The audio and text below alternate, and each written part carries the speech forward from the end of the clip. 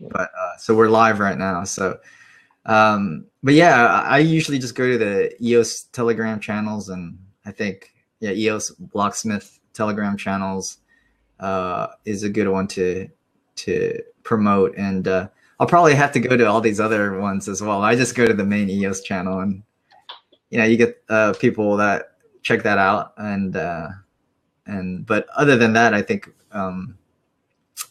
yeah, we should try to get more and more people. So yeah, we have a couple regulars here. How's it going, Jerron and Patrick? Hope all is well. Justin, you're kind of fuzzing out a little bit, but you were good at like just a minute ago, and now it seems at least from my viewpoint, it seems a little fuzzy right now. But it's okay. I mean, I can hear you, so. Yeah. So, is terrible. So great. So, let's get started. I think the topic of conversation I wanted to start with, maybe just first before we go to the tokenomics, is just, or the DApps, is, when we have these systems where we can compensate people for their contributions, it's always a tricky issue on how to evaluate that. I think it's just a challenge for any type of a company or a contract worker, and or company for contract work or just regular employment. Usually sometimes it's an hourly rate, sometimes it's a base pay with some bonus. But in the crypto world, and if we're talking about decentralized autonomous organizations, where you could get a lot more contributions a lot more quickly, and from people everywhere around the world, finding a good solution is a little bit encounters the same challenges. So Justin, I know we had a conversation a while back, maybe a month ago, about different ways that people can be compensated for their contributions and how to evaluate that. And I know you were mentioning a lot of details about the Telos project, which is, kind of an alternative system to EOS, and how they're rewarding people for contributions. So maybe, I just wanted to start this discussion. I think it's an important discussion. So what do you think? And if you guys can chime in as well, you can pay people for their contributions hourly. It could be based on just the product itself, like some sort of milestones, some sort of goals that people achieve. And so what are your thoughts about that in general, Justin?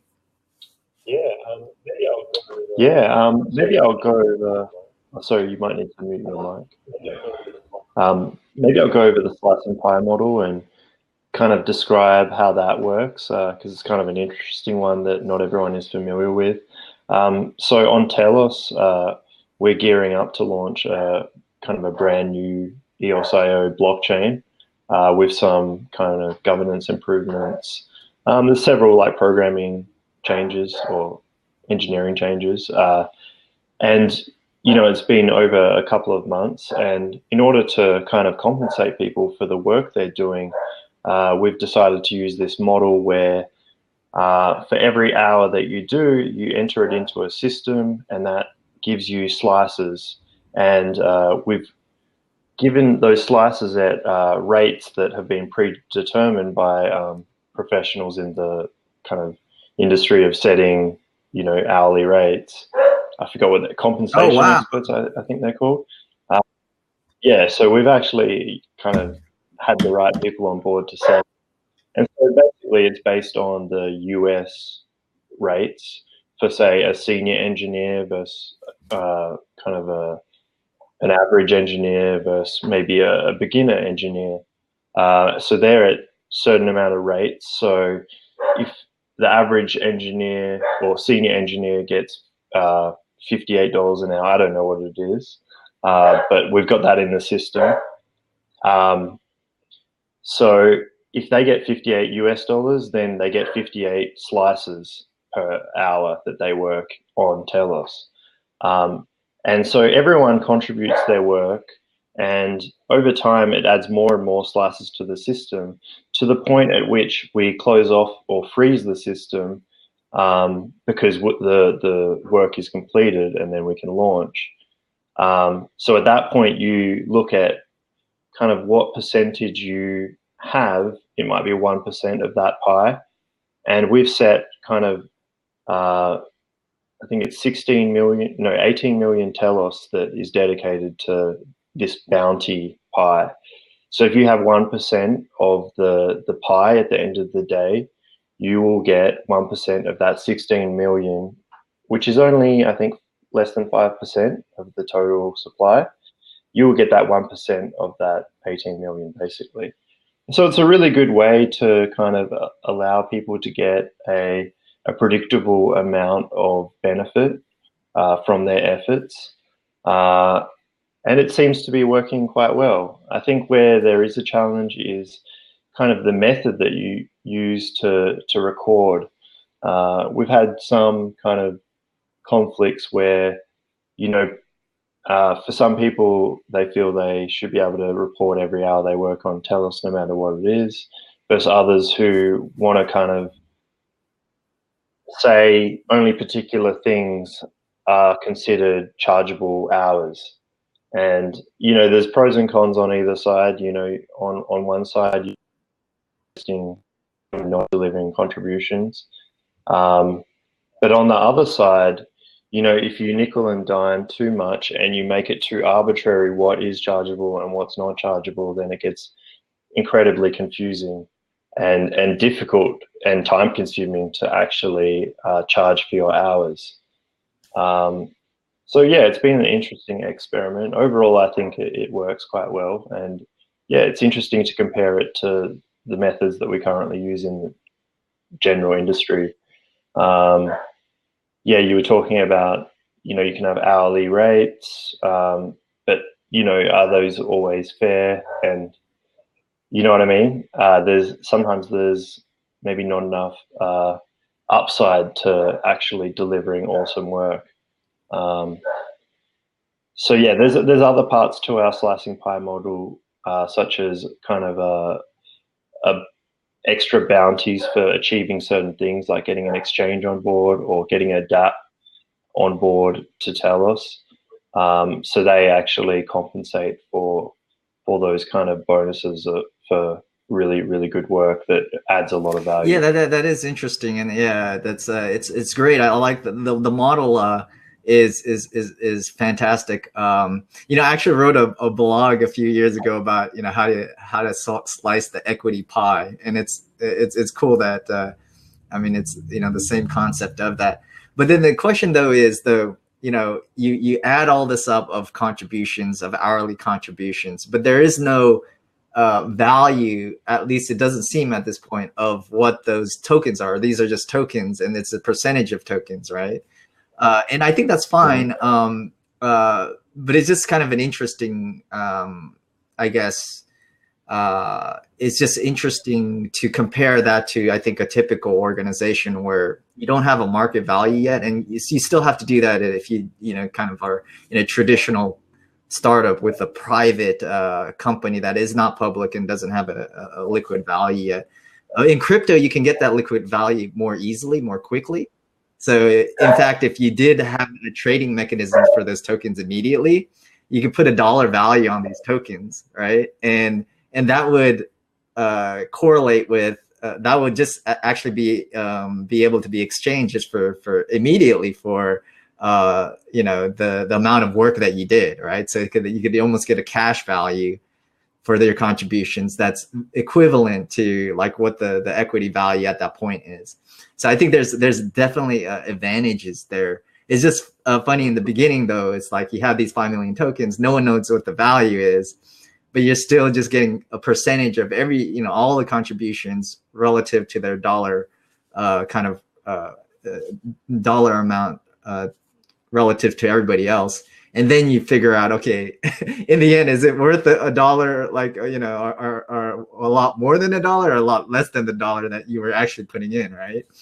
So it's just kind of interesting how it'll shape up. Now, hopefully, it'll be a lot more, right? So, okay, so the slicing the pie, so it's great. The compensation, I guess, experts that you have, which is great, is using a resource using US rates. Are there online resources for that to determine that?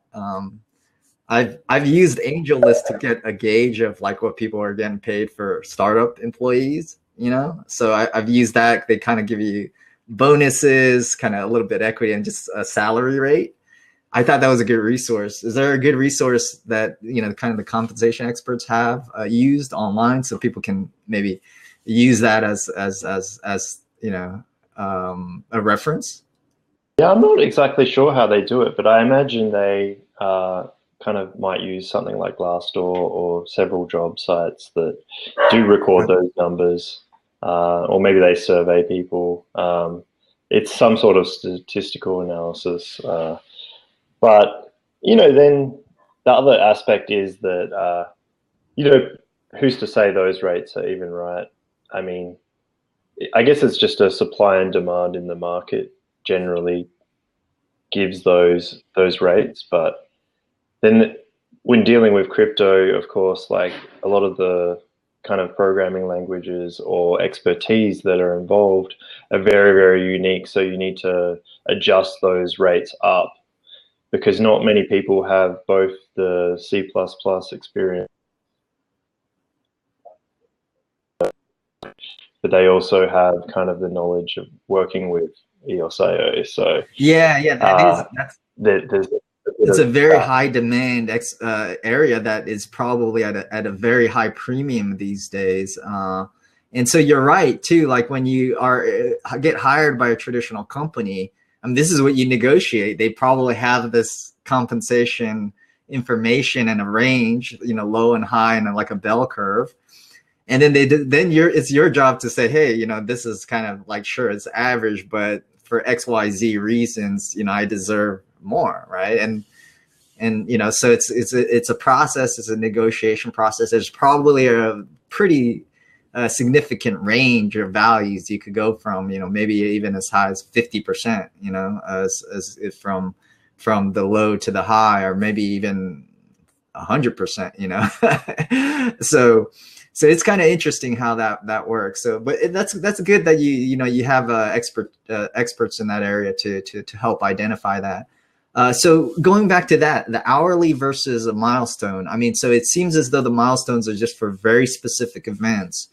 What are your thoughts about just for other aspects of it, where because I mean, this will go to the second point that you mentioned about, you know, how you track it, but you know, hourly, there's an incentive, a natural incentive for people to take longer. I mean, this is just economics, right? Like human behavior, right? Just based on incentives. You rather take longer and take your time, and you know, than actually complete the project. And if you have a different mechanism where you're motivated to maybe you know, complete it faster for a certain amount, then you know, it's there's value in that, right? So what are your thoughts? Have you guys thought about different types of systems where maybe it's not entirely hourly, it's maybe you know, milestone based, even for projects that are just not as you know, not for exchange listings, but just even long-term contributions? Yeah, there's various aspects where we've considered that. For instance, if you put together what we call a TIP, Telos Improvement Proposal, there's an extra reward if you get it over the line and it succeeds and people approve it. So that incentivizes actually an achievement. But in terms of speed, I think actually with that one, there's a set amount that you earn for the proposal itself. It's not based on hours.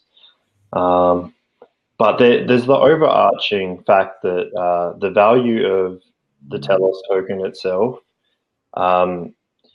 is reliant on kind of outcomes, and that means like the faster you achieve great things and the higher those achievements are, will dictate to some extent the price of the token, depending on if the market appreciates your efforts or not. So that overarching fluctuating value of the token, or the prospective value of the token, does incentivize quality. But yeah, there's definitely arguments that maybe. So that's okay. So that's actually a good point. For regular compensation, there's more of an issue because there is not this equity stake, and so this is very that's one of the big differences. Like you're gaining equity, so there is a general counter kind of incentive to do things efficiently with quality to create the greatest product possible. So that's a good point.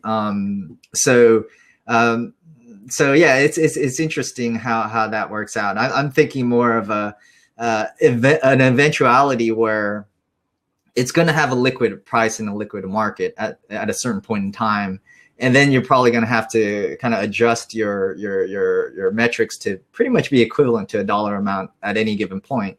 And at that point, then you start probably to see a little bit more of some issues with kind of the incentives of an hourly model. But that's kind of interesting. Maybe it's not as big a problem as at least at this stage. For Telos, I guess that won't be a problem because the model ends as soon as the market basically launched. But yeah, other projects where you want to use that slicing pie model and it is a fluctuating value, I'm not sure how you can do it, but I know we've talked previously about having a set inflation that goes to maybe a slicing pie type setup, and that could be 5 or 10% a year, depending on what stage the project is at. But yeah, like one day the token could be worth $1, the next day it could be worth $5.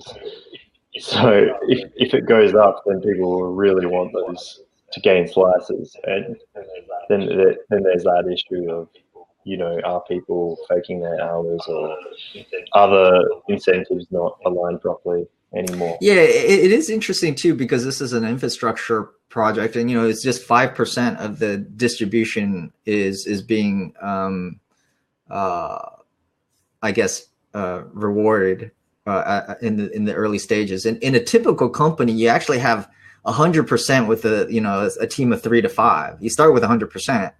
And then you quickly over time, or not quickly, but depending on whatever timeline you have, you bring in new people, you bring in new investors, you start diluting over time, and you still have a higher concentration, even after a few years, amongst a small number of people.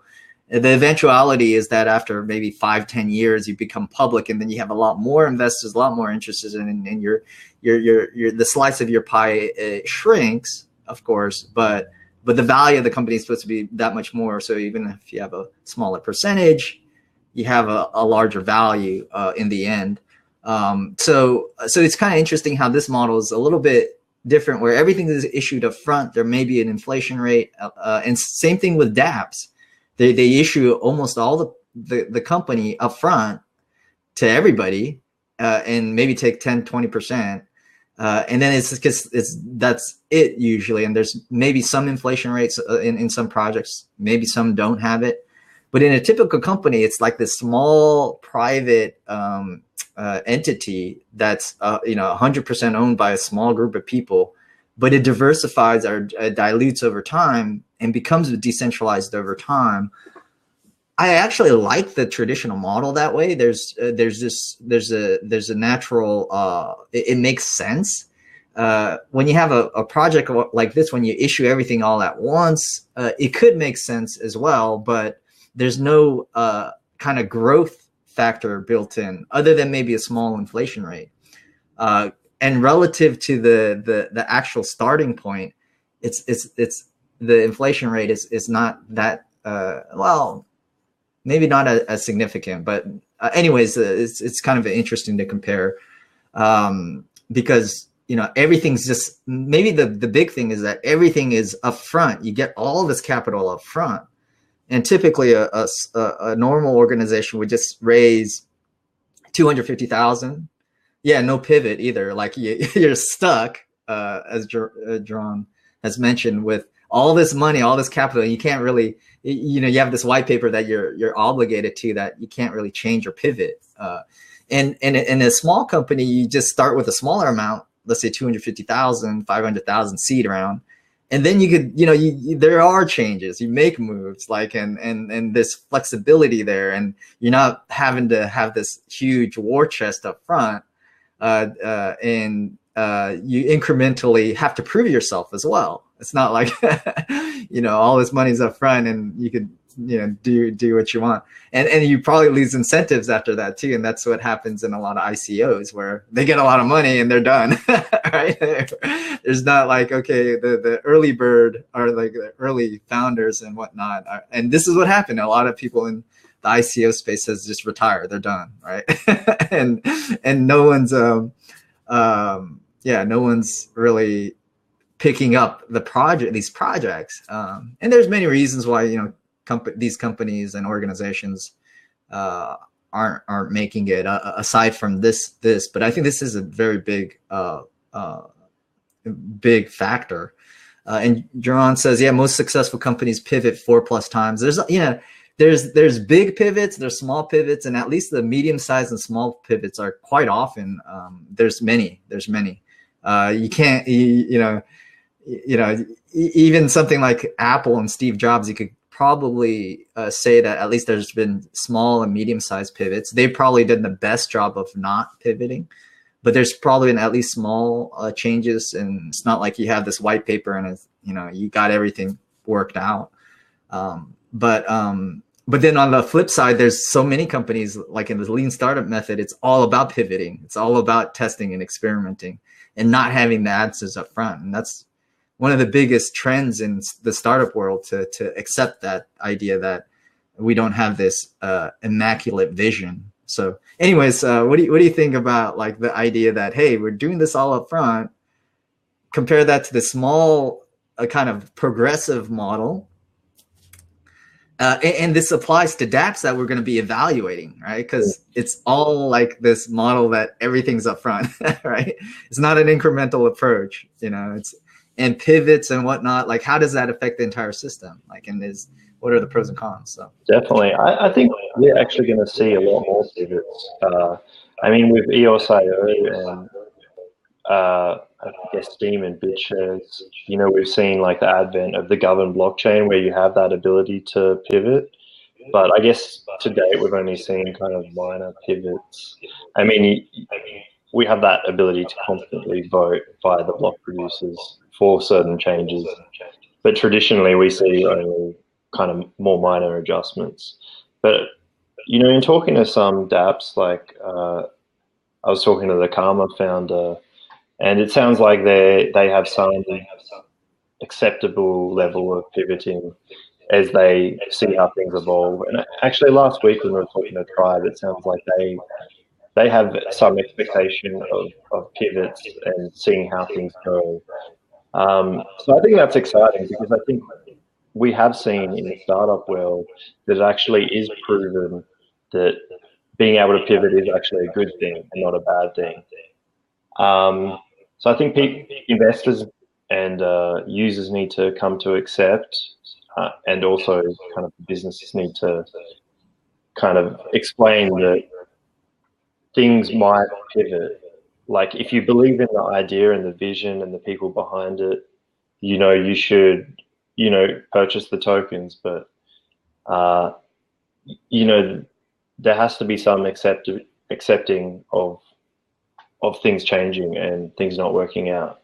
And also, to an extent, I feel like ideas and new economic principles need to be tested out more before the code is built.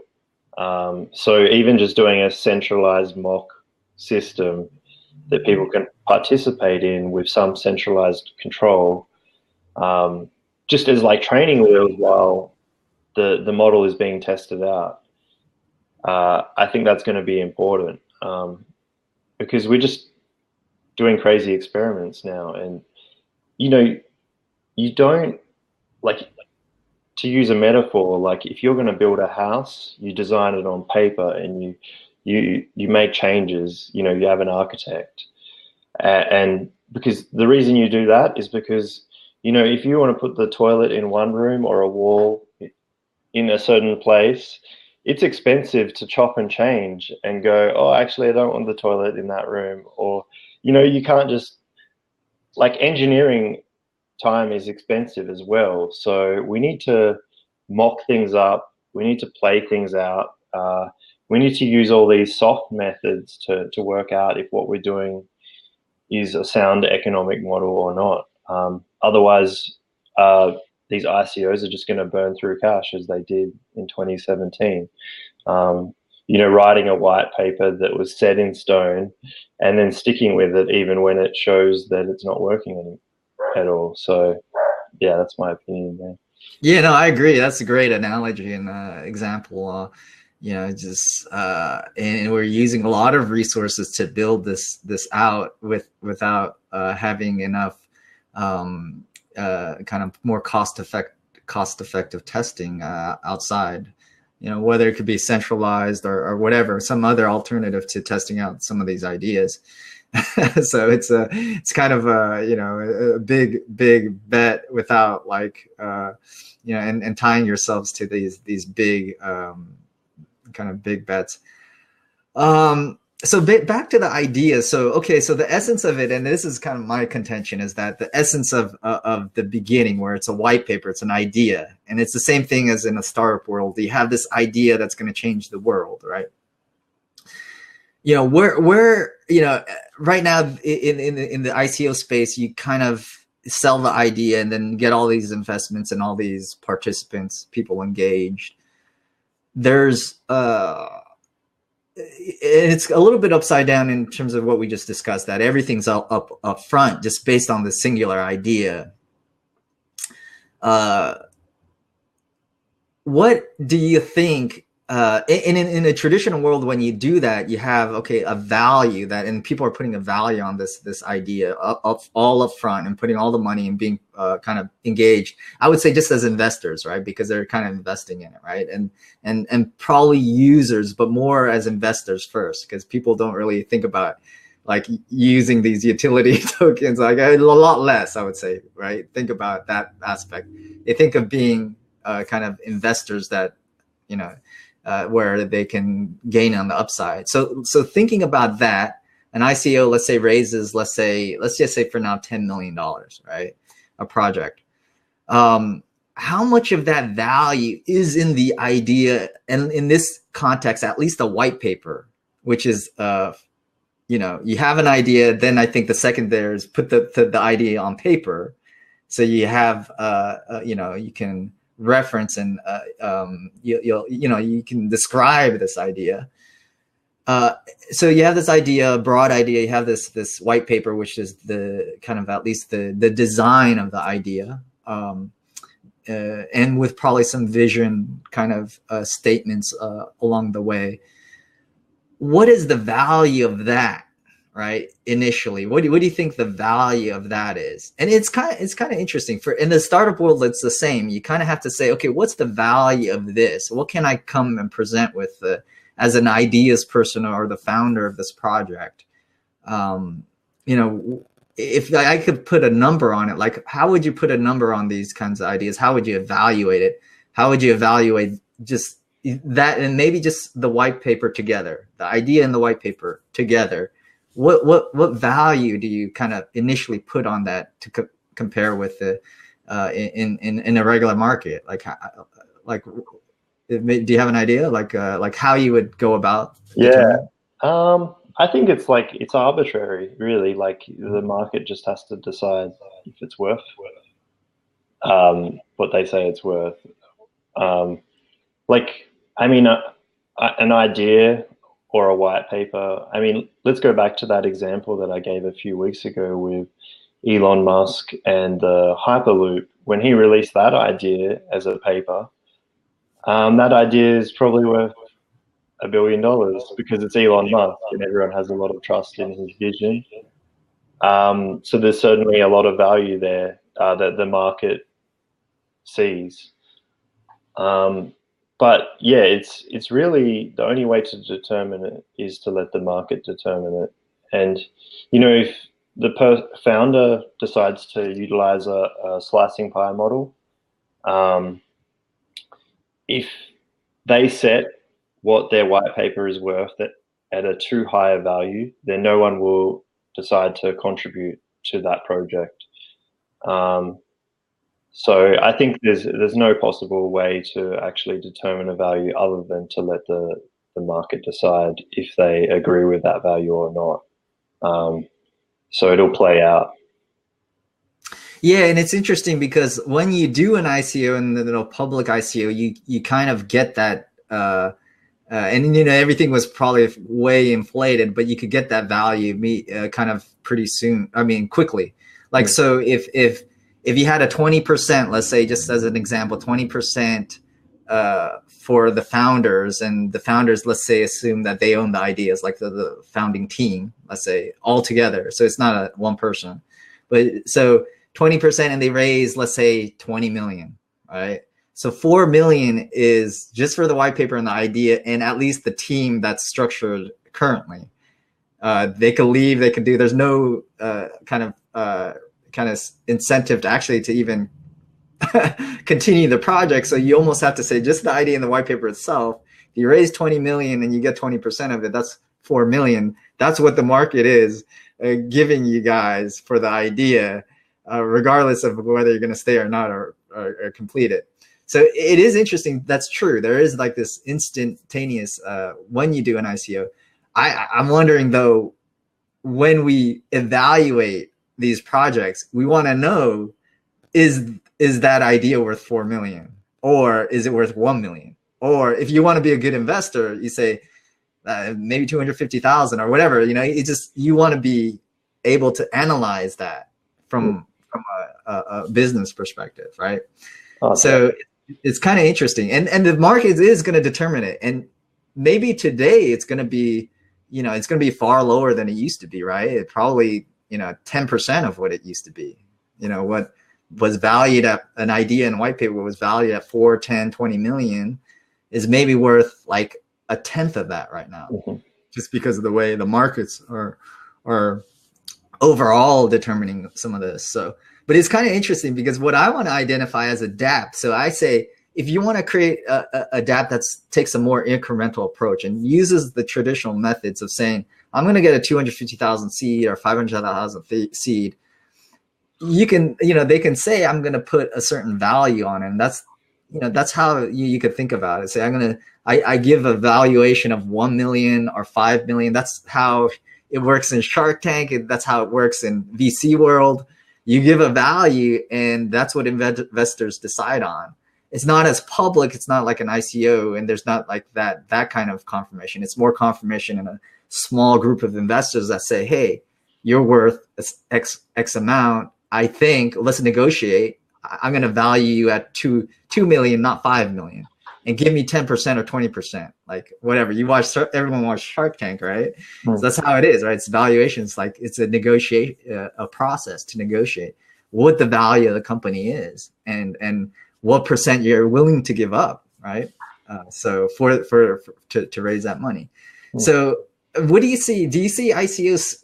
I mean, you get a lot more people involved, but it's almost like you dump it all, and it's almost really the main value is this idea in white paper, where there's nothing, kind of no product in place usually, right?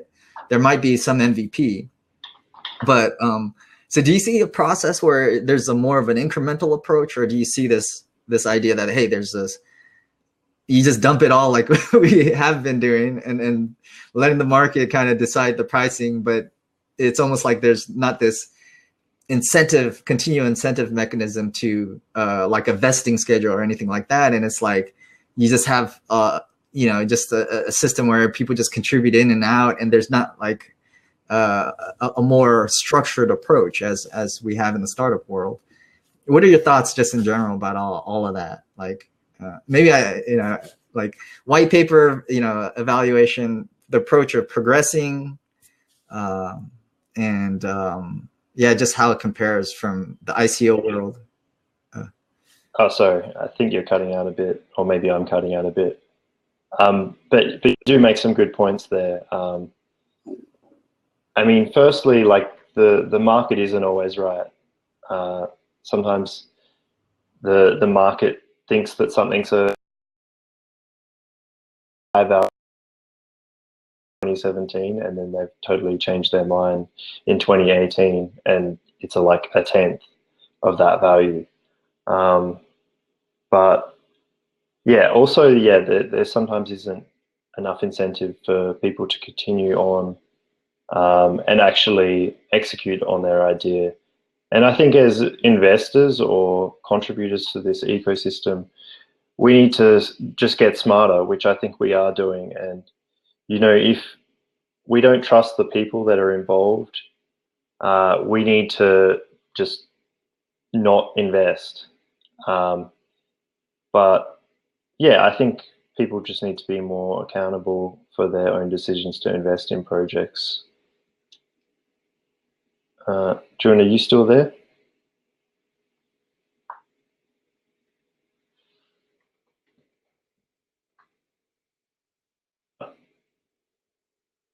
June, you're muted. Muted myself. So so yeah, so I heard you well. The video was a little bit fuzzy, but I heard you well. So I think that the big point is, do you see maybe a smaller type of organization that has some sort of, you know, like the traditional structure where you can distribute more equity, a larger maybe portion of equity over time, and you know, having maybe the decision or being able to decide like when and how to issue kind of more of these tokens over time, versus like issuing almost all of it and not having the flexibility to give a greater portion for future contributors. Because what happens is, like in the traditional world, if you don't issue enough shares, you're kind of stuck. You have to do everything yourself. And so you're provided with more equity that you could dilute to others. It seems like in the ICO world, it's kind of like you're more stuck. You kind of issue almost everything at once, and everything's already out there first before you get future contributors that sustain the project to be incentivized to be involved in the project, right? Like, because you have this idea white paper and people that have already like a lot of tokens, and now they may be incentivized. Do you think they're incentivized enough to complete the project, or is it not enough? Do you need more tokens, flexibility to issue more tokens to get more people involved to actually work on the project to move it forward? Like, what are your thoughts? Or does it work out in the end? Just doing, yeah. Yeah, no, I definitely think we're going to see more instances of people issuing kind of a more constant inflation where there's opportunities all the way into the future, or vesting periods, or that sort of thing. I think we're going to see a lot of experimentation and a lot of different models, and we're going to trend towards the better models. We're going to start to see which ones work and which ones don't, and we're going to kind of optimize. I just don't know exactly which models will succeed the most. I think all different types of models can succeed. It's just for different use cases, they might work better than other use cases. Yeah, that's great. So yeah, because my thinking was like, if I wanted to create a DApp today, I lean towards the idea of making it just more like the traditional model. Let's say it's a utility token regardless, right? It starts small and say $250,000 worth of utility, right?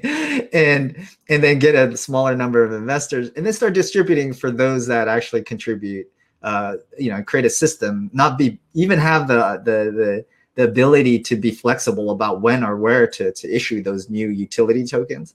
I think there might be a little bit of more scrutiny, because I think the idea is that when you issue it all at once, it's more like a utility token, right? So the regulators might be more strict if it's like, oh, it's like you're a company issuing these shares. You're starting small, and that's like, they can point to that. Maybe that's part of the reason. But I want to start. If I were to start something, I would rather start very small and not raise a lot of money and do it like the traditional approach. Try to make it a utility token. Just say, hey, this is a utility token to access these services that this app provides, but still be able to have the flexibility of issuing utility tokens on an as needed basis. So I want to experiment with that. We'll see if there's more regulatory scrutiny. But thanks. So Ripple done something similar, and also Stellar, where they're holding a lot of the tokens and they're kind of issuing them over time. But yeah, there's going to be a few different variations of that, whether they're holding a big store of tokens or they're actually just inflating the token supply. We'll see. Yeah. I guess in the end, you just have to realize like what the model is and what the the design is for the entire model. I just think, regulation wise, there's probably a case to be made to do it all at once, I guess. But I think business wise, it makes sense to take a more incremental approach, just because again, what we talked about is that having this huge this idea and trying to implement it immediately without like being able to iterate on design is kind of an issue. So Geron was saying, if you took a 250,000 seed, how would you set up the legal entity, Delaware C Corp? So you could so in a traditional company, it would be a C Corp. If you want to go and do what like I'm hoping to do and just make it purely on the blockchain, then I would just do this, just not create an entity. So I think there's two approaches, Geron. You can create an entity and somehow make it somehow connected with the tokens that you sell. You probably have to go through the whole securities token route, or maybe just continue to make it a utility token. But then you probably, it's always an issue of how you kind of link an entity. Usually is not part of the utility token. It's just something that produces the utility token, and the utility token is actually by itself. So anyway, so that's typically what's done in the ICO world, where you have a separate company. They actually are the ones creating this utility token platform. They earn the money, but their business is, once they're done with creating the utility platform, they don't really even have incentive to build on it, like to build it out. They just really get the money. And then this corporate entity also usually has a business on top of this utility platform. So that's how typically ICOs have worked. So you have two entities where the incentives are not necessarily always aligned, right? So you have the tokens and the token holders. You have the company and the shareholders. They have different incentives and different motivations, right? The company already has the proceeds. They have the actual cash. People think they should use it to build out the platform, and sometimes they do, and sometimes they don't. But the company oftentimes wants to use this utility platform as one of the, I guess, just one of many businesses that are supposed to utilize the platform they're creating. So I think that's kind of how ICOs have gone. Any other? I mean, is that how you see it too, Justin, in terms of the past ICOs? Definitely. Okay. So then there was always some issues with that too, because you have two entities really with different motivations. And for the investors, if they're thinking they're investors, it was hard because you could invest in the tokens, but sometimes you almost would want to invest in the company kind of at the same time, or just alone, right? So it's like these days, I mean, when VCs invest in a company, they're making that decision. Am I going to invest in the company? Am I going to invest in the tokens? Usually they get both, right? They want both. So, anyway, so it's kind of interesting. And for most of these dApps that we're talking about, do they have a corporate entity? Yes, right? Like what we mentioned with, let's say, Tribe and Horus Pay, maybe we'll hopefully be able to discuss, and Karma. They have a corporate entity, right? Somewhere. Justin? Yeah, I think they do. Okay. It's a good question whether they need it. Like eventually, hopefully, maybe we can get rid of that requirement. But I mean, I guess you need to pay for things with fiat money, and so until that point, you need and that sort of thing. I guess you need to be registered as a corporate entity. And I guess there's probably legal aspects where people could be charged, but I mean, if something is decentralized enough and no one person can be pinpointed to be sued, then it's going to be very difficult for them to force you to be a corporate entity. Yeah. So that is for those reasons. I think, like you mentioned, for liability reasons, and also being able to use fiat or cash for certain operational expenses is the reason why you set up a corporate entity. But by doing that, you have a disconnect between the platform and the entity itself, which is, I think, a problematic. Hopefully, we could do this all on the blockchain. Yeah, and that's kind of, I think we're getting close to where we can do that legally. It's just identifying what type of entity this would be, where the liability resides with that. So that's kind of hopefully what we'll discover in these conversations about, like, what is this? Can we use corporate law if it were all purely on the blockchain without a physical jurisdiction? Is it considered a common law partnership where everyone's kind of somewhat liable for each other's actions because of this massive partnership? So show me a business that was set up without a human signature. So, and that's true too. Without a human signature, at least in meat space, I say it's always like, you need signatures. I think in the crypto world, you can actually, I think you could do it with a private key, and that might be sufficient to, and also we're in a new territory where there's no legal precedent for doing a lot of this thing all virtually. So you can actually do it. But I think the reasons why we have these structures is because there is a purpose for liability, right? For companies and being liable for what we do and how we act. So that's why we have sort of these structures where it's either a partnership or these corporate entities that have a liability protection, which you could argue is maybe for and against that entire concept. That maybe they should have more liability, personal liability, by participating in a company. Selling drugs.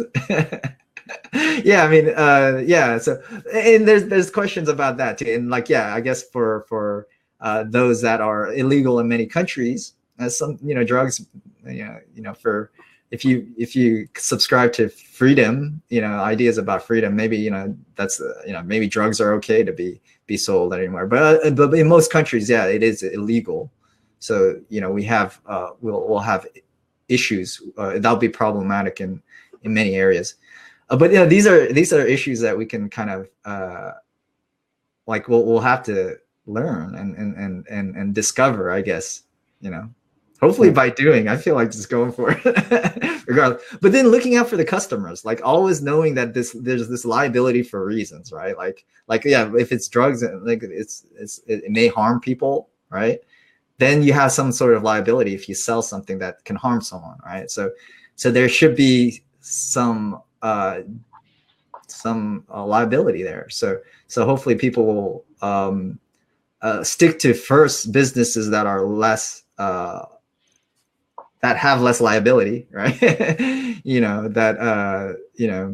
maybe, you know, drugs and maybe food products or whatever have more potential liability.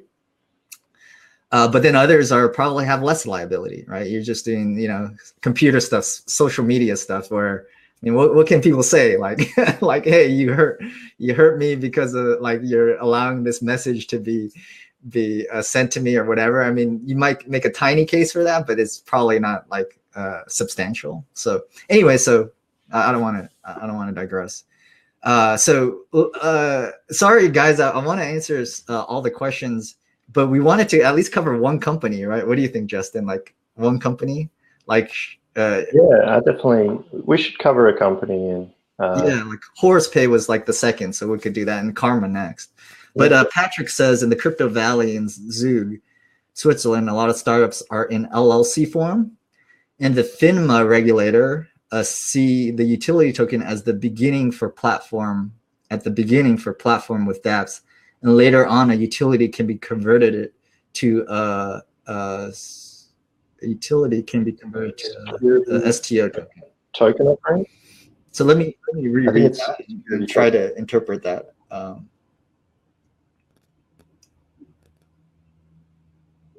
Security token. Okay.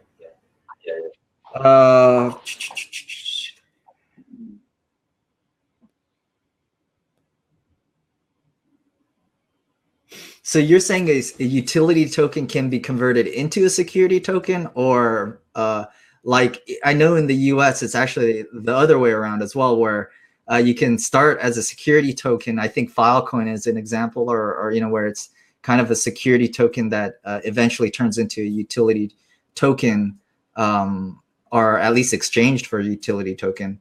But I guess in the Crypto Valley, there might be a way to do something that's kind of the opposite. You can begin with a utility and then you can shift into a security token, which is another angle where maybe some companies are considering that as a better approach, which is kind of interesting. So it's interesting, yeah. So I guess you can take both approaches. There's some legal flexibility to do that in different jurisdictions. So maybe, you know, we're 52 minutes into it. Oh, what do you think about my question? Do you see? Oh, you see in ask a question. Okay, let me see. Do you think a startup involved in EOS dApps with a platform can work entirely without an internal employee, but instead cooperate with an ecosystem of diverse people, each able to in his field of competency, by doing the startup more like a DAC, in his core DAC, like EOS is a DAC? So yeah, you know, I think this is what we're mentioning, Patrick, where we're looking at, you know, earlier Justin mentioned how Telos is structured. It's similar, where, you know, all our contributions are rewarded with tokens, and we don't have this employee structure as in a traditional firm. So I think, yeah, I'm hopeful that that's a trend, and that we can have a lot more part-time contract contributors, and you know, just have a way of people able to participate in multiple projects. But we need at least the CEO and a programmer in a startup. And I do agree, you need one person, I think, actively driving it, but and a programmer, like a you know, a full stack, or a developer to a CTO. Usually, I would say actually probably three. Probably in a typical company, you need. Guy Kawasaki says legal is probably a kind of supplementary, but it is important. But I would say the three core, and you kind of like you can outsource legal more efficiently in the startup world, is like. And Guy Kawasaki, he's, you know, he's kind of well known in the startup space. He says all you need is a person to buy, to build it, to sell it, and someone to collect the checks. And so someone to collect the checks is really the CEO and the founder, who kind of sells the vision. The selling is actually getting the customers, selling, marketing, and then building is the developer, programmer, as you mentioned. And if you're building a physical product, whoever like is who are the engineers to build that. So that's it. You know, build it, sell it, and someone to collect the checks. And collect the checks also just means, you know, raising the money, typically in a startup organization. So that's what collecting the checks is. It's not, you know, it's not the other collecting the checks for cashing in the after the sale. It's actually collecting the checks to raise money. And that's what a CEO's purpose is: sell the vision, raise money, and that's it. Really, in a traditional startup, right? And you need a growth person or marketing person, and then you need someone to build the product. So, and then but then that's just the bare minimum. And then you have, you know, all the people, designers, product, legal, all of that. Yeah, just many different contributors on all different aspects to share the load. And with ICOs and crypto and dApps, I think you get a lot more people involved to help with all aspects more quickly. So, but yeah, you can start small, or, you know, you could get everyone involved to help in all these different areas. So, Justin, you wanna kind of hog up the time? Yeah, I mean, I think technically you could take away the CEO in that sort of role. I mean, like, you could look at EOS, and what if we didn't have block one? What if it was just only the block producers? Eventually, you know, the block producers would start producing code and start running things, and it would be based on elections that are ongoing. And there wouldn't be like any formal sort of employee kind of role. I mean, we've already seen with Airbnb and Uber that you don't always need to have kind of employee relationships all the way through. I mean, the drivers in Uber are technically not employees of Uber, but I suppose someone could make could argue against that. But I mean, I think it is possible, definitely, to find other ways of having leadership, whether they're actually more optimized than the way we do things now. That's a question, but there's certainly no requirement to have specified CEOs. And I mean, arguably, there's lots of dApps out there that don't, well, at least at the base layer, Ethereum, Bitcoin, and EOS technically don't have a CEO of the yeah network. And I think that this is an interesting point, because I think, you know, there could be a case to be made of new more flatter organizations, and people talk about holacracy is another word, where there's less of a kind of a rigid I guess hierarchy or anything like that, or perceived hierarchy. Sometimes on the flip side, you know, all these dApp projects, you know, kind of have the CEOs, kind of have these people that drive it. And I think you need at least people that actually drive it. And like even Luke said last week, you know, they want him to kind of take more leadership role. Otherwise, they kind of, no one wants to step up, right? And so even in EOS, it's like people look to Dan Larimer to kind of guide us, right? Regardless of what we're, you know, if you let it go entirely, I think it could probably work out. But the fact that he's there is a big reason why, like, everyone is so confident, right, that things are gonna work the way.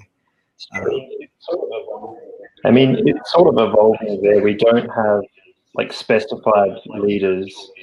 They're more like spiritual leaders. Like, people choose to follow them, but there's no hard requirement that everyone follows. It's true. I mean, there's that too. But in a typical corporation, and now this is a counter argument, like, you can, like, if you amass enough stakeholders and stake, you just get rid of the CEO, right? You gotta, so there is a way, you know, the board of directors really select the CEO, and they can get rid of you, but then the people can become the board of directors in a typical corporation and do that same thing. So in a DAC model, something similar can work, because you kind of have probably a board of directors. And EOS DAC, there are 12.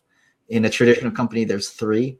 And then they hire in a traditional company, the board of directors hires the executives. And so there's usually 3 to 5 board of directors that can hire and fire the executives. in EOS DAC, it's just like, okay, well, you don't necessarily have the executive levels, but it's just more mass number of kind of not employees, but contributors.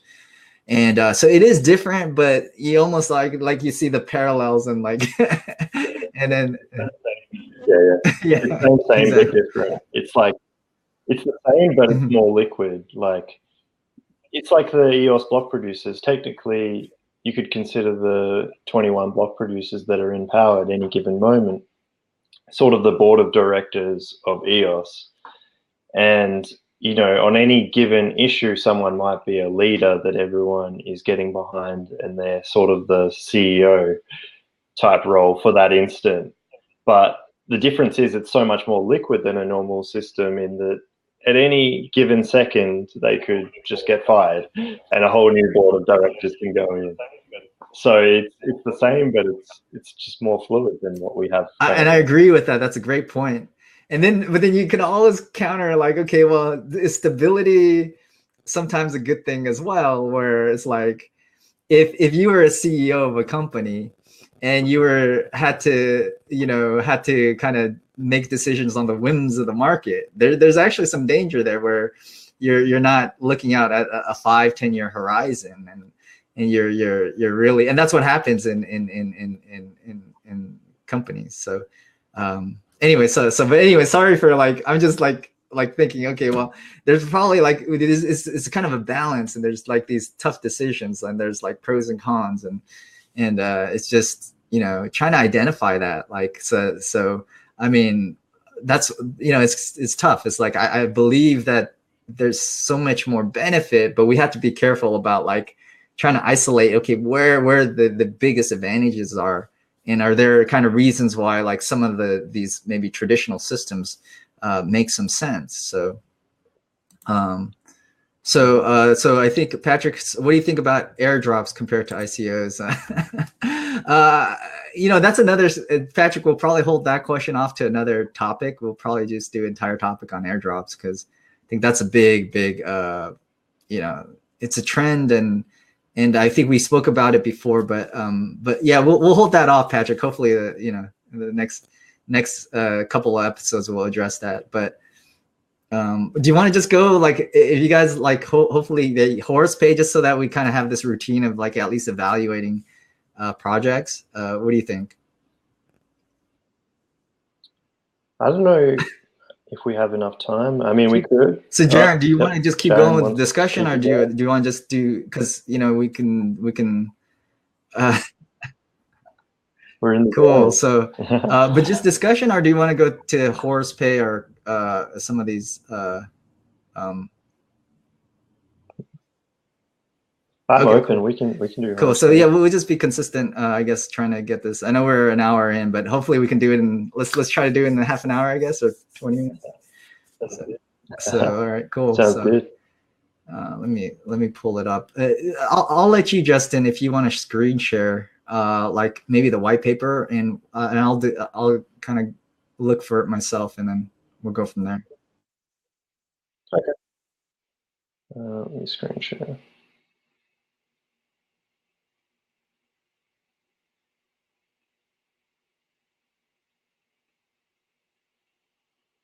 All right, is that coming up now? Oh. Am I? No, we can hear you. And okay, cool. We can't hear the sound, but it's okay. Oh, okay. I don't know if there's sound on this actually. I think it's just yeah. Okay, let me get the white paper up. I'll actually just quickly check what we do. We are building a decentralized global payroll portal that allows companies to exchange private, encrypted, secure data with international payroll vendors using the blockchain. So let's get back to that, just so that we kind of understand, like, so global payroll. So, you know, in these companies, they have a payroll department that you know, just issues checks, I guess, right, to employees. But what is the private encrypted secure data? What do these international payroll vendors what is their business model, or like how do they work, I guess? Yeah, that's Yeah, so learn maybe ADP on the blockchain is what Jaron says. So is it that these international payroll companies use data to make it easier with you know, people who maybe change companies and you still have the data? Is that well, let's look into it. I don't know if Jaron, if you have like, I forget, like I know ADP does a lot of payroll services, so they send the checks out, they do maybe 401ks, and it administer like maybe healthcare plans and things like that. So it's just like managing all that, but all the data that entails, this Horus Pay seems to be a marketplace to have these vendors pay for that data. So maybe it's just something unique to the industry that I'm just unfamiliar with. So, but let's go ahead, Justin. Maybe we can. Yeah, sure. Okay. So, oh no, that seems like a good place to start. Right? It says bring your own vendor. Already have a payroll vendor. Bring them to our platform and standardize your processes globally using our payroll application. So let's say, yeah, we do have an ADP working with a company. Maybe we want to stay with that, I guess. And I guess that can be done. Security, the core service, your data will be secured on the blockchain by the consensus algorithm. So maybe payroll companies have your data, like all of this personal data about your, your healthcare, 401k, your paychecks. This is a platform that will hold that data kind of securely and privately for protect your privacy. It seems save money. Why pay 40% more for a service with a middleman? So I guess the payroll service provider is the middleman. ADP has very antiquated systems as well, as what Jaron is saying. So that's right. If you have a global payroll vendor, chances, I forget what. Actually, can you go back up? I just want to read it. Chances are they are charging 40% of what their vendor charges. So, so there's a global payroll vendor that's a middleman, it seems, and there's a regular vendor that's using this global payroll vendor, it seems, based on the this thing here. So okay, I'm trying to, like, I'm just thinking out loud. Hopefully I'm getting a little bit more of what this whole thing is. That's all right. Me too. I'm trying to get my head around exactly what this is providing. Standard global reporting, standard payroll reports across all vendors, including gross and net comparisons of previous pay periods, allow you to audit variance on payrolls.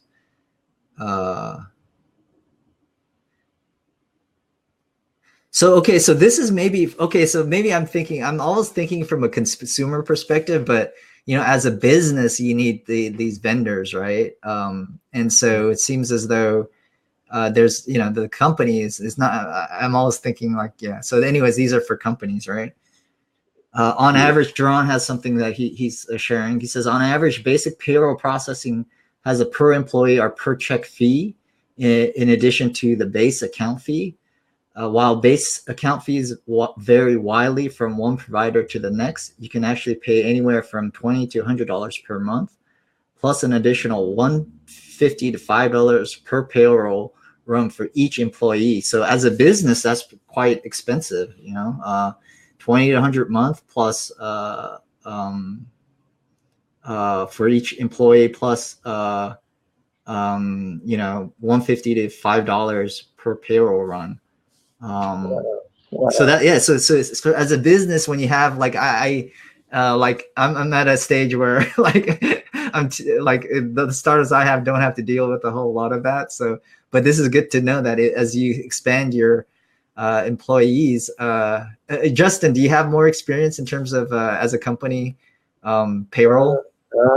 No, I had no idea there were all these costs involved. It's one of those things where I just assumed you run a piece of software that holds your entire payroll and it works it all Yeah. out. And I figured there was like minimal fees, like maybe like small transaction fees. But I mean, the cost to send money like from one person to the other is like zero in kind of the first world most of the time. At least that's what the consumer sees. So I just assumed that payroll was similar.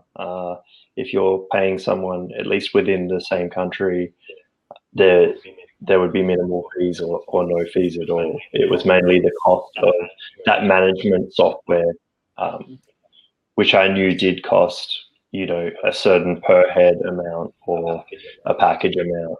Yeah, that's interesting. And so, and Patrick says it's true in Switzerland. If I work for example, with Ireland Consulting Company for a customer based in Switzerland. Yeah, but where I've just been on the employee side, I guess, and I haven't seen as much of this kind of on the business side, but it's kind of interesting. This is a huge expense for enterprise companies, so it's for enterprise companies this is big. So anyway, so it seems like as a enterprise application, it does seem to be ripe for disruption. So let's paying cryptos. There's a company called what's the name of it? It's just paying people in crypto, essentially allowing companies to pay people in crypto. I forget the name. I'm just like Bitwage, I think, but they allow that, and so it's kind of related, at least somewhat to payments. But this has this where you can pay people in crypto now, as well. Can you imagine a day you don't have to run off cycle corrections because you couldn't enter the change on time? Can you imagine making changes live on the payroll engine and running same-day disbursements? We are positioning ourselves to be the pioneers of this revolutionary technology. So this is pretty industry specific, cycle corrections and payroll engines. And so I guess that there is a system, Justin, but there's probably a way to make things a lot better, more efficient. Blockchain, these are future ambitions. This is in the future ambitions category. Blockchain payroll ecosystem. We're expecting HCM softwares to enter the blockchain space for security reasons. We will be able to interconnect our blockchains to allow data flow in a seamless way securely in the blockchain. What is HCM is like, I'm back in the business school days. Is this let me double check. Can someone say human capital management? Yeah, that was it. I think that's the one I was missing. And this is actually interesting because when we talk about DAOs, it's like human resources, human capital management. So there's it's HR, essentially human resource, right? And that's the one I was missing because I was thinking about DAOs and how you have these big enterprises with I remember ERP and supply chain SCM if you're a manufacturing company. But HCM, human resources, was like the first thing that we're addressing with DAOs, with the contribution and rewards that we're discussing, and compensation and everything. HCM is kind of the database or software that people use. I forgot that component. I knew there was some kind of human resources thing, and I was like, there's ERP, there's CRM for customers, like sales and customers, and there's supply chain for like operations, and so. But the human resources I forgot. It's HCM. So that's now I'm like kind of remembering like some of these kind of.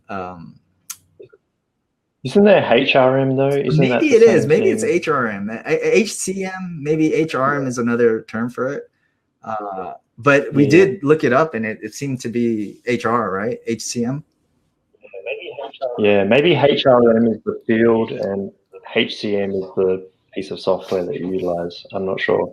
Yeah, it's our, and we do have a CRM too. So that's maybe another. So that's customer resource management, which is just sales like Salesforce. Yeah. Salesforce is the biggest CRM platform, and they're just crazy, like big towers in San Francisco that they're building, like the biggest, like they're almost done with that one huge tower. I think that's all Salesforce.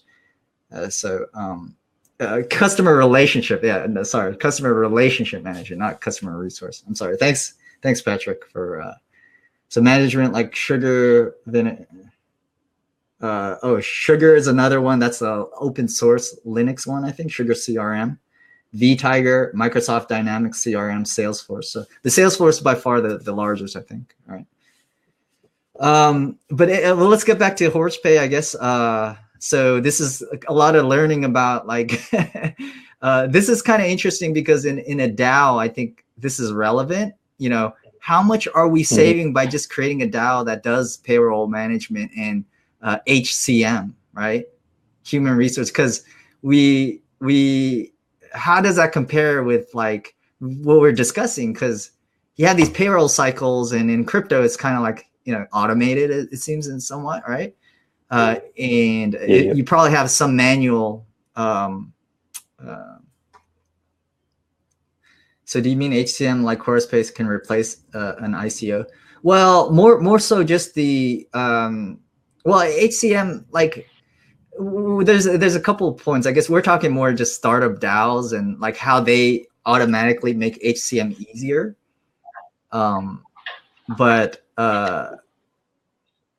You know, I think HCM for Horus Pay is just trying to replace current traditional institutions, really.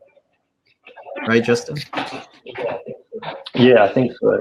It's funny. It's just a problem I never really thought about, because like the teams that I've been working within, other than Teros, which we have a unique sort of plan the way we're doing it, but other than that, kind of the crypto teams that I'm involved with are very, very small, like up to 5 people.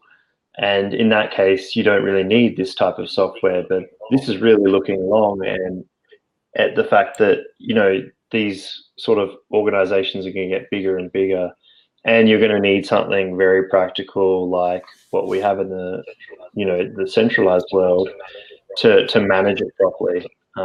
So I think it's a great use case. So let's do you want to play the video real quick, and then it's 250. Okay, so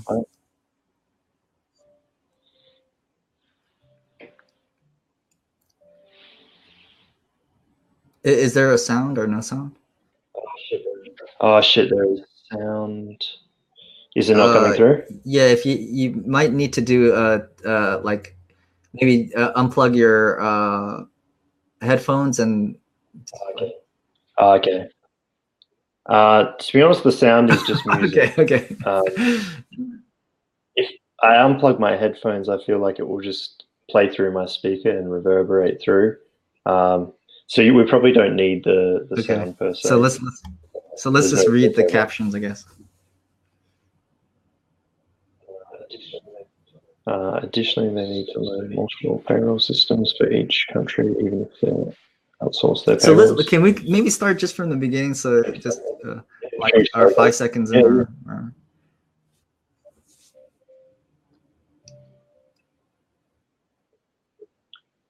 you want to read through go it, ahead, or should I? Okay. Every day, more and more companies are growing their workforce and business globally.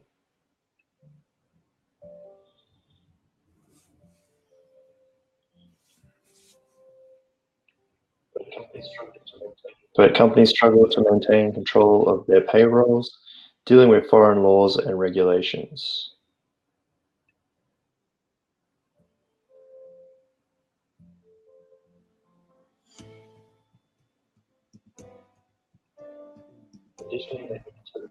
Additionally, they need to learn multiple payroll systems for each country, even if they outsource their payrolls.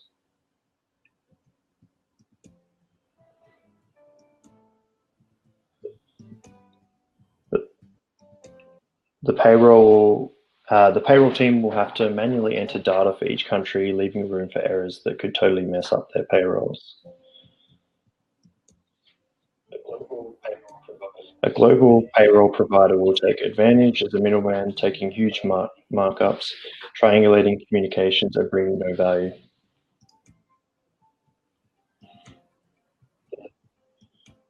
The industry desperately needs a better system. Do you want to? Should we keep going through it? Or? Yeah, you can. Maybe I'll just play through it so it doesn't take too long. I know it's quite quick that they put up the words and then they stop, but yeah, it might make it quicker to get through. Yeah, you could go ahead. Go ahead. And maybe just yeah, you can maybe just that's fine. We can read it too. I think it's pretty clear, but feel free to just make any comments as we read it too. Oh, no worries. Good point.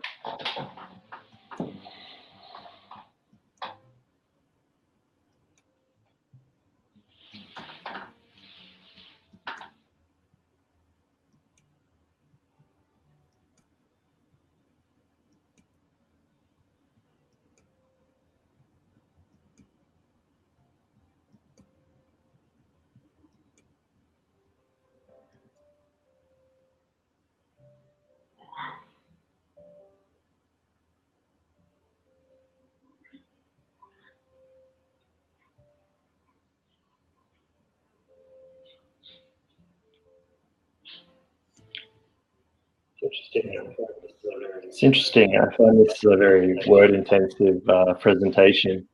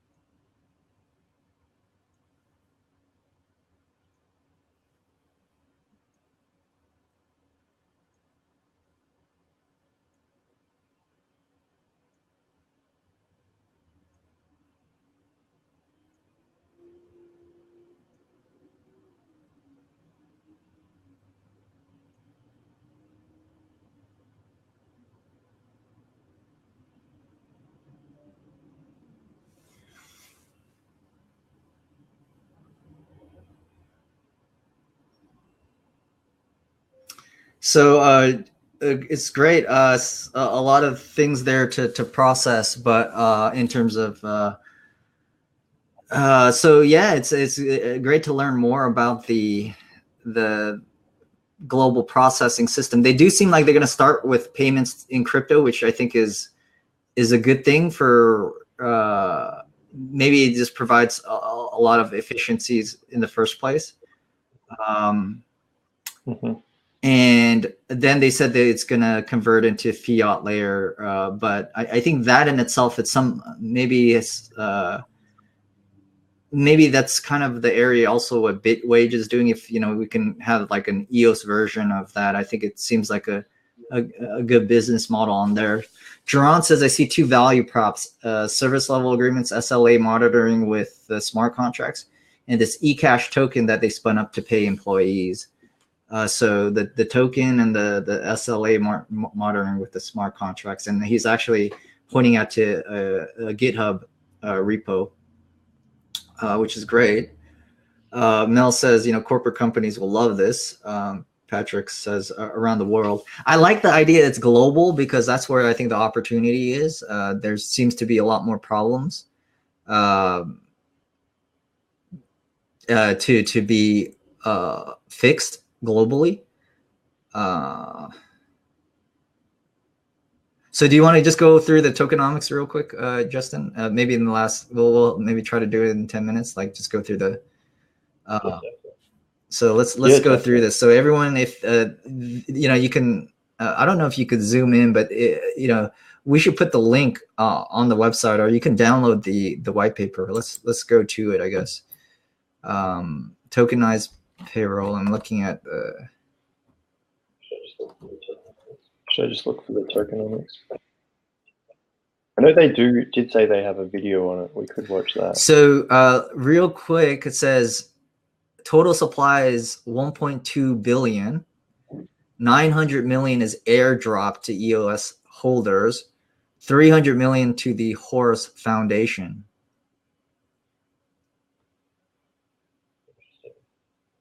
Interesting. Each individual Horus token represents a single employee in a company. In turn, global entities should have an equal number of tokens and employees.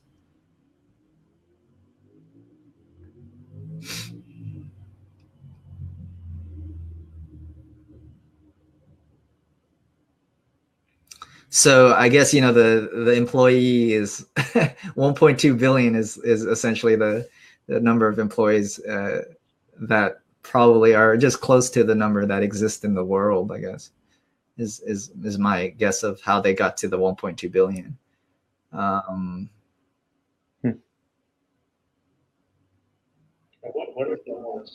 What does the Horus Pay token get used for? Is that the payment token? So yeah, that's a good question. Any payroll vendor can use the Horus Global Pay for a fee if they agree to accept Horus dollars as payment from token holders in exchange for payroll services. So, you know, it's access to this payroll vendor service. There's a little bit of inflation. It's 0.1% over every 30 days, I guess. So roughly maybe 1% over every year.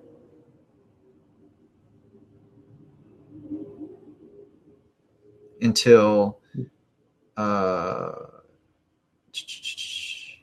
anyways, maybe I shouldn't get to in the details there.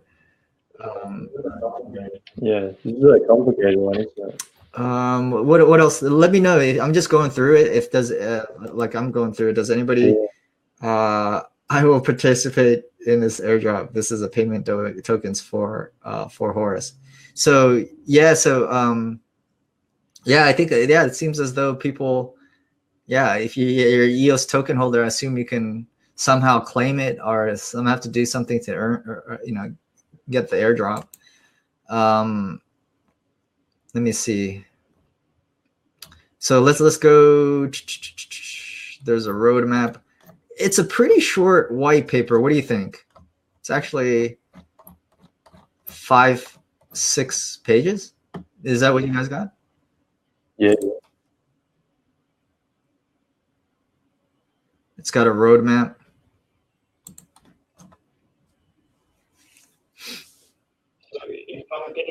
So if I'm getting it right, you need to utilize their token to use the service. But it actually says here that if you use the Horus dollar, you can use the payroll service for free. But maybe you pay a fee if you want to use other currencies to pay your employees. And that Horus Pay token actually is what you use for the fee. I don't know. I'm trying to get my head around it right now.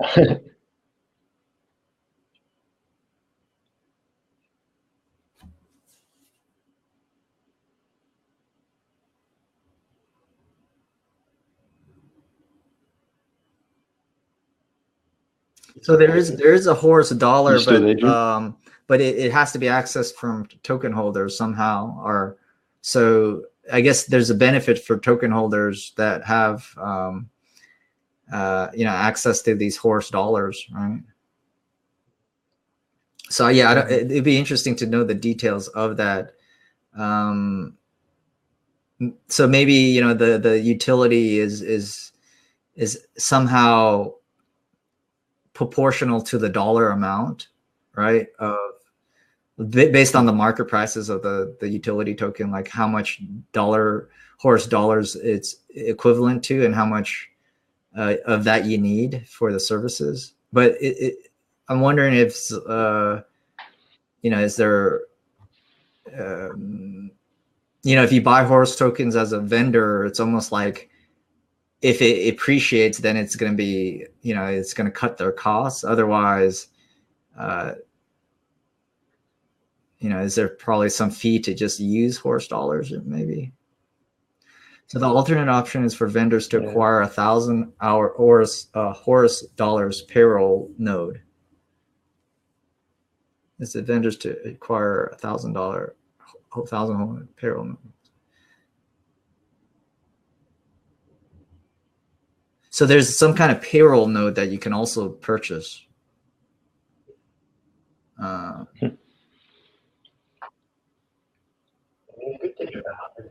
mean, the good thing about this system is that it's so global. Once you're in the payroll system, you can change or work for multiple companies and be paid utilizing the same information in a kind of global blockchain payroll system. That seems to be kind of a pretty significant benefit, because the way I imagine it now, and correct me if I'm wrong, is that each company has its own payroll system and will pay individually, and that information is not shared with other companies.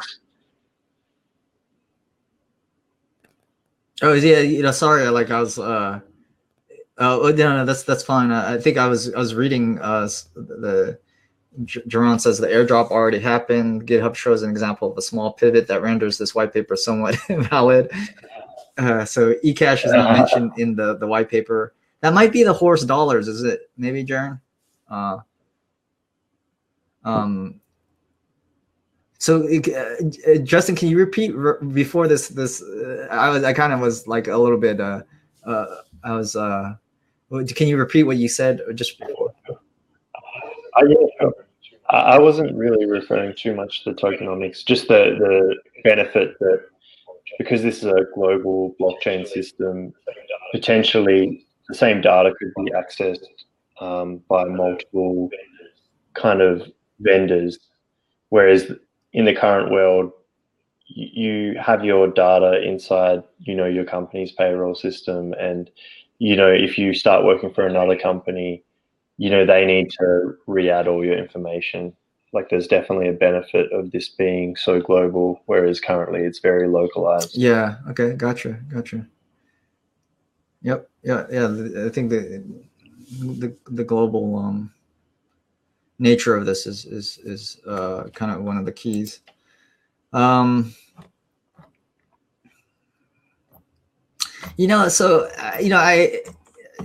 think it's an interesting space. I think there's definitely a lot of knowledge in this industry that's required to successfully implement this, and I think yeah. So it's just interesting. So the question is always, why do you use a blockchain, right? What are the benefits of using a blockchain for this particular application? I think paying in crypto is part of that. And, you have this blockchain that allows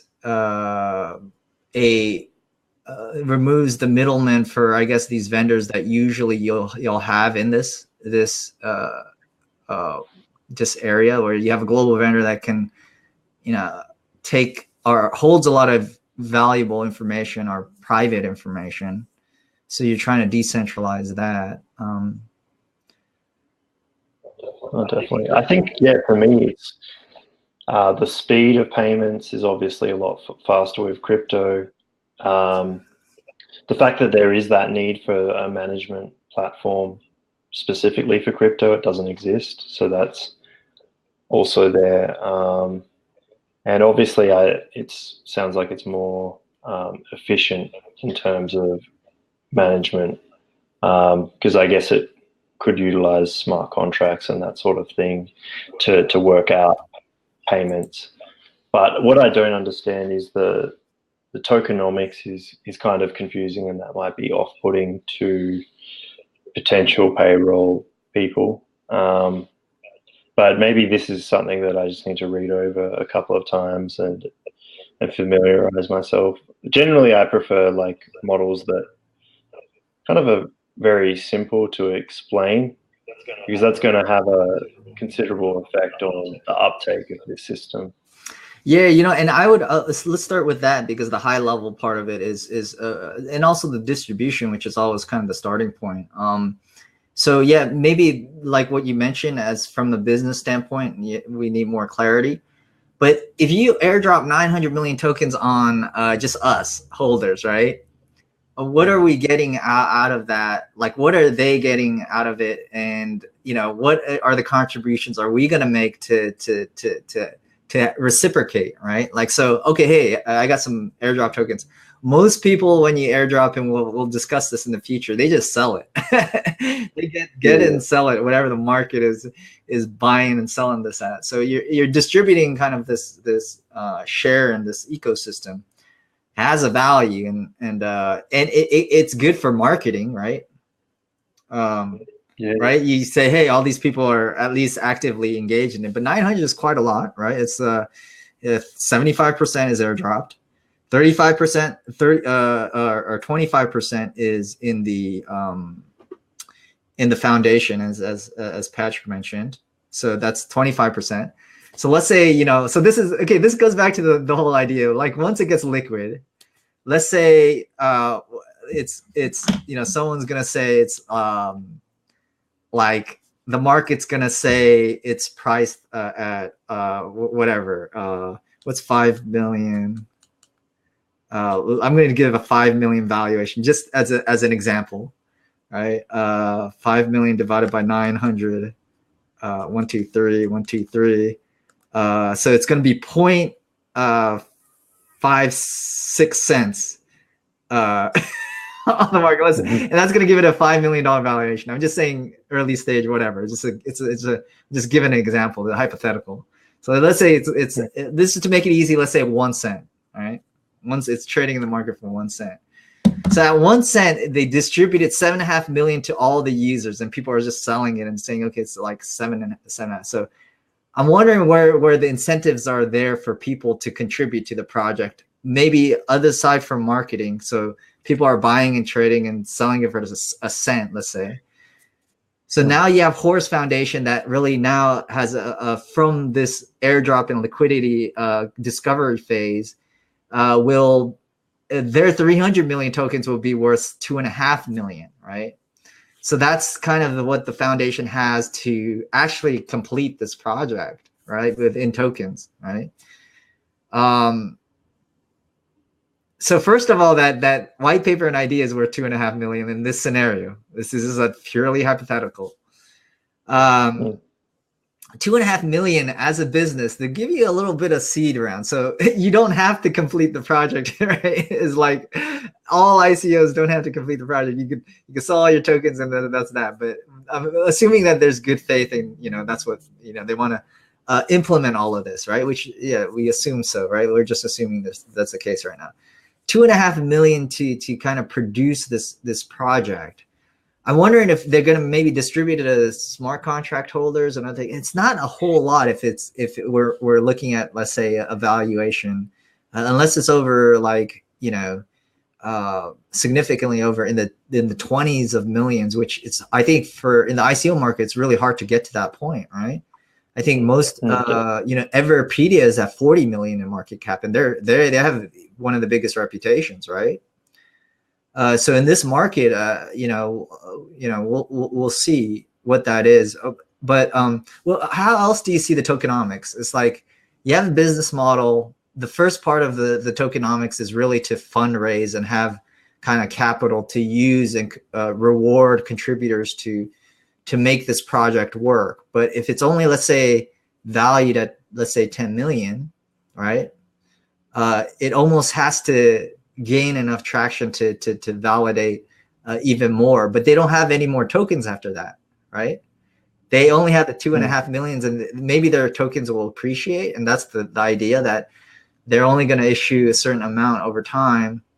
The 2.5 million in value is hopefully going to be worth more if they can successfully conduct the business. But and so in a way, if this is the way, it kind of turns out to be similar to a kind of a starter project, but you can't really issue more tokens. You're kind of you just have the 2.5 million in tokens, and if you burn it all, that's it. And it does. If we're in this market where, let's say, it's valued at 10 million, it's like you don't have a lot of flexibility. How many is that? 2 years, 3 years for like a decent sized company, right?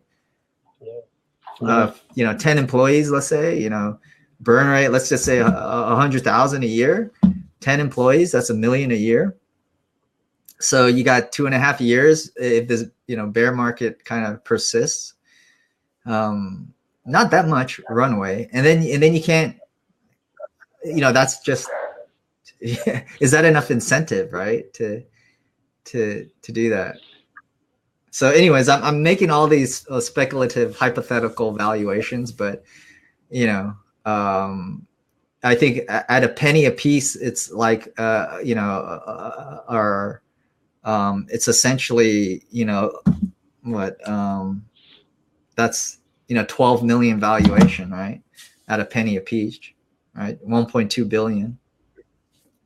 So anyways, so that's kind of interesting. So I wish it was I wish actually it would be different. I wish it would be like, just, this is not to kind of just pick out Horus, but I'm just saying in general, I like the idea that you have more flexibility to issue more tokens in the future and not be tied down to issuing everything at once, especially 75% to just people that like me or everybody else that might not be incentivized to do stuff to help out. Like there's no there's no role that even is offered to us to pay. It's almost like, hey, we'll give you stuff, reciprocate somehow, maybe, right?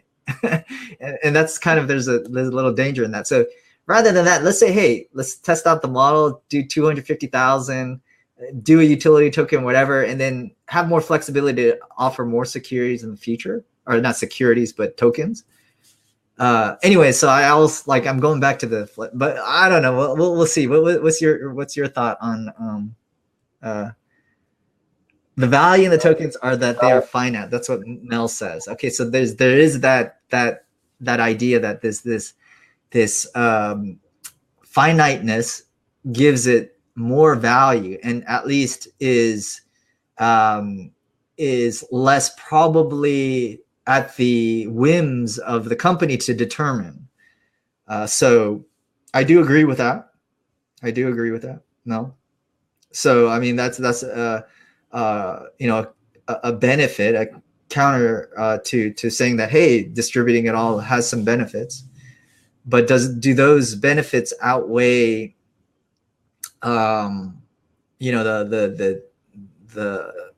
disadvantages, right? So Justin, what do you think about that? Like, you have that scarcity. I'm not fully getting my head around exactly how this works, so I'm not sure I can make comment on that. But what about just the distribution of like 1.2 billion tokens? 75% goes to us airdropper, our EOS holders, and 25% goes to the foundation. And just how is that going to work out, like in your opinion, like in the long run? Like in terms of incentivization to add to the ecosystem? Yeah, and Mel mentions an inflation model similar to EOS can work. So maybe it's some kind of inflation where you have some ability to do a worker proposal, I assume is it's kind of confusing because they talk. Let me just read through this statement here. It says, in order to access the portal, you need to stake the Horus token every 30 days until Horus dollar reaches its distributed consensus 1.2 billion. Mm-hmm. And that happens over approximately 82.19 years. And then it says the Horus token will generate another digital asset called Horus dollar at a 0.1% rate. Is that sentence supposed to come before this? Because they talk about until Horus dollars reach that amount, and they're talking about the Horus token will generate another digital asset called Horus Oh, dollars. okay. That's actually a good. That's actually a point that I missed. That is actually very significant. There is this inflation that issues almost these dollar amounts on top of the tokens, right? So there is this dividend essentially that can be used. It's almost like a dividend, but just a new kind of tokens that are created. Now, as you know, let's say you have reaches a distributed consists of 1.2 billion. So they're trying to issue a total amount of 1.2 billion, but every 30 days, 0.1%.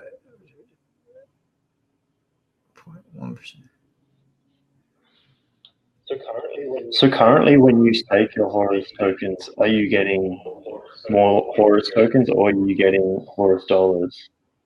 So Jaron actually has some details, but let's so in order to access the portal, so the Horus token will generate these Horus dollars at a 0.1% rate. And is this 0.1% like over 30 days, I assume? Is that what you're gathering? Is that what people are thinking? Yes. So, 0.1% rate every 30 days, you just multiply that by 12 without any compounding is 1.2, right? Percent. Yep. So 1.2% of so 1.2%, let's say, go back to the valuation of, let's say 12 million. Let's say, I'm just throwing it out there. Don't say this is like, not saying that this is going to be, this is just all hypothetical, but let's say 1.2% of 12 million is 0.012, 144,000 in new Horus dollars. For if it's valued at 12 million, 144,000 comes into the system. That is some cash flow. It's like a 1% inflation. Mel has mentioned an inflation model. Very highly dependent on the value of the token. So it's probably not enough in terms of something that could be significant. Yes, it sounds low. So yeah, 144,000. You just one extra employee, like or two, whatever, and that's how much cash flow that you'll get. So if this whole model works and whatnot, and things kind of go up, earlier, and they're able to deliver this, and they have all these customers, sure, but I'm not sure the design actually is conducive to that. You know what I'm saying? Like, and I'm not saying like Horus Pay. I want to start being a little bit more critical about everything, because like I could be wrong. It's just like, do your own due diligence, just these are all the disclaimers. But I say all these ICOs in the past, I just feel like it's so difficult to get things right when you're just trying to design something new that, I've always been skeptical. Like 99% of ICOs like probably had like poor tokenomics is in my mind, right? So anyway, but I'm a little bit harsh, but I'm gonna just at least, I could be wrong about stuff, but maybe a lot of these can work. But so I'm just being a little bit more, I'm trying to be a little bit more just, I guess, I just want to address all the challenges, because I think it's important to design something correctly, or not correctly, or as best as possible, right? Like we have to be as critical as possible. We have to know all the attack vectors and whatnot. So anyway, so hopefully, let me be the kind of the skeptic in like I'll play that role. Hopefully, Justin, you can be a skeptic too, but maybe you can try to identify all the positives, and we can play good cop, bad cop. And Jaron says this is an example of the pivot conversation earlier. So there was something that was updated a couple weeks ago where it says in the future when Horus Pay payroll portal is fully released, the 1 million Horus token threshold will be removed and all stakes will mint eCash at a 0.1% monthly rate. I think this is very similar to what they have in the white paper though, is it? Right? So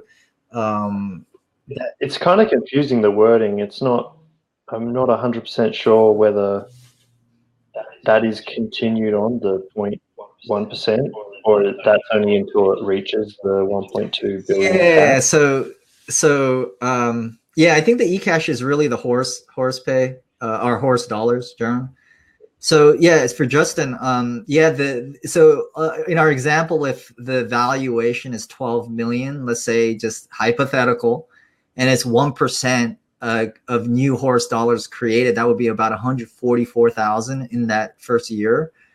And until that, maybe the valuations go up a lot, and then you have a larger dollar amount.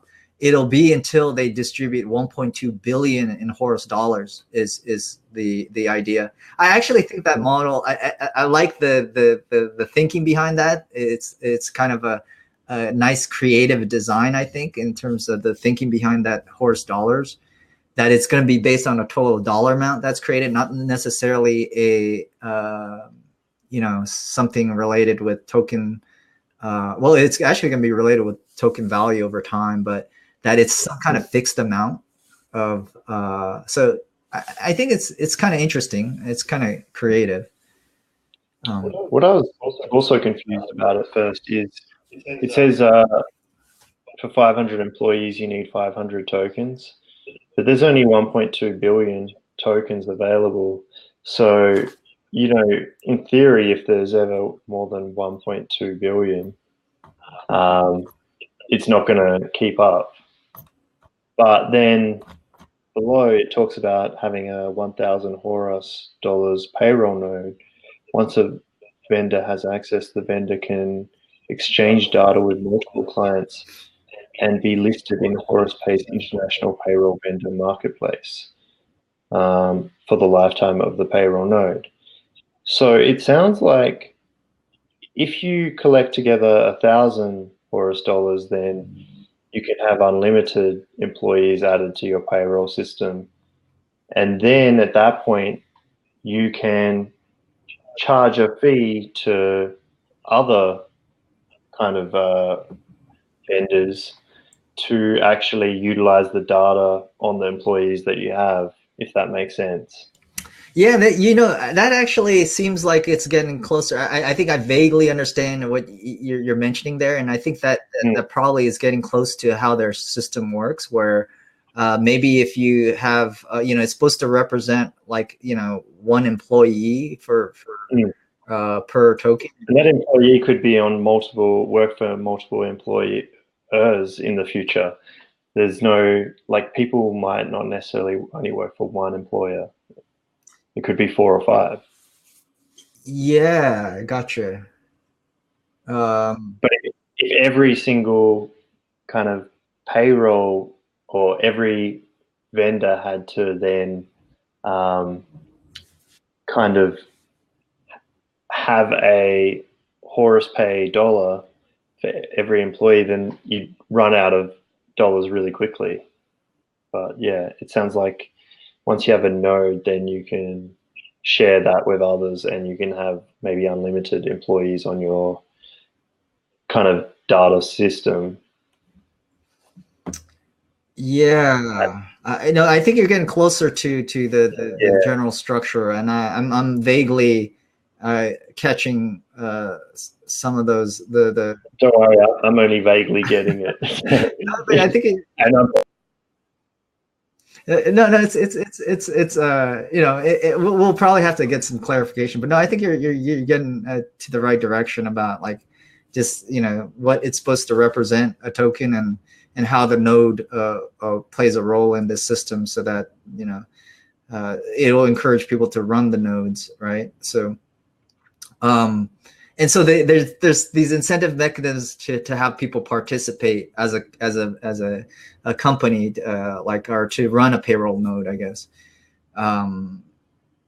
you know, and it's assuming that people are in the industry that want to be providers, right, of Horus Pay nodes services. So maybe, you know, the tokenomics behind that, the incentive is always another big issue where you want to find all the big what is the key industry participants. Like, so this industry has, you know, maybe the payroll vendors, there's the, you know, maybe the consumer side, the companies that use these payroll vendors. And so however you design any kind of token, it has to incentivize all the necessary key players in it, right? I think I'm trying to find the right word. Key, I don't know if someone can help me find the right, but you know, the key players in the industry, right? So usually, I mean, peer to peer, it's like whatever, it's like person to person. But then if it's an industry, you have maybe like in a supply chain, you have all these factors, like these supply chain, the company, the consumer, and like many other like participants. So in some industries, there's just multiple important players or actors in the system. So for Horus Pay, it would be company, it would be vendors, maybe consumers, at least for, so it's vendor and so how do you incentivize everybody that exists in the industry to contribute, right, is the key. And I think that's a good thing to evaluate and analyze. You know, is everyone incentivized, right? So, and I see that 75% to token holders, like, okay, I mean, I'm sure people appreciate it, right? But, you know, how's the contribution going to come from users? Is it just liquidity, delivering liquidity in the market, maybe pricing as investors? Maybe there's just like marketing, like letting us know as people that there's something called Horus Pay that if we are part of a company that will maybe reach out to. But it's almost like I feel like there, this comes to the airdrop, that there should be some kind of contribution expected for getting something, right? And how are people going to reciprocate? Like, they get some tokens, they want to help out. Like, they'll probably have to try to figure out how that is. Otherwise, it's just like you're giving away tokens. I don't know. What do you think, Justin? Yeah, I'm not 100% sure, but I see there is I guess a incentive for people to collect 1,000 Horus dollars, because then they can run their own payroll note. But I just don't 100% get how, like, yeah, do you get paid for every employee that gets entered onto your node? Is the data for each employee spread across all the nodes? Those are good questions, yeah. Justin. I think we should just research and identify that, and maybe find some a little bit clarity to update people on kind of this analysis. Hopefully you could comment on our YouTube video about like what we find if we're able to find that information. We got a couple minutes left. This kind of went a little bit longer, but this is good. I like this. I enjoyed like analyzing this. Definitely. And luckily it was a shorter white paper too. But so Patrick says key actors for Horus Pay are incentivized to collaborate because of the country and current payroll regulation. So yeah, so the key actors though I think are the companies, yeah. But what about the payroll vendors? There's payroll, like there's a kind of a middleman vendor, and then there's the regular vendors, and then there's the companies, I think, right? So so there's a collection of vendors that use some middle kind of global payroll. I have fear of the middleman. Okay, so it's the middleman that's trying to be removed. So let's see. Yeah, you know, it's yeah, I mean, good luck to every project. I'm just like, I don't want to be, when I say like, I don't want to be like this, you know, be too like, you know, I'm just skeptical of every ICO these days, and I feel like I want I want to start. I just want to start, like, just, you know, having like two sides to it. I feel like I've been too, like, I mean, I'll let people talk like in certain formats, but in this tokenomics, I want to be a little bit more like, I don't know, the Simon Cowell or the whatever. Who else is in Shark Tank? Like, you know, just one of the Shark Tank. You know, the Shark Tank's good because they kind of